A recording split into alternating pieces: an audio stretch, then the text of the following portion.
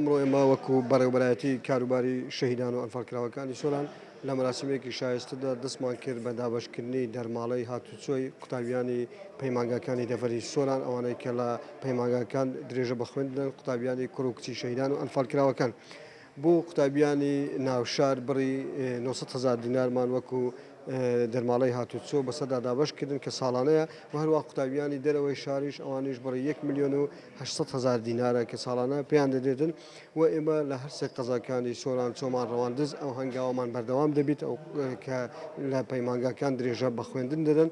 و لەو قوتابیانەی کە لەم دەڤەرەدا کوڕ و کچی شەهیدان و ئەنفالکراوەکانن لە سەروی 200 قوتابیە، بەڵام بۆ هەنگاوی یەکەم ئەمڕۆ ئێمە لە پەیمانگای ڕەواندزدا دەستمان بە دابەشکردنی ئەم دەرماڵەیە کرد.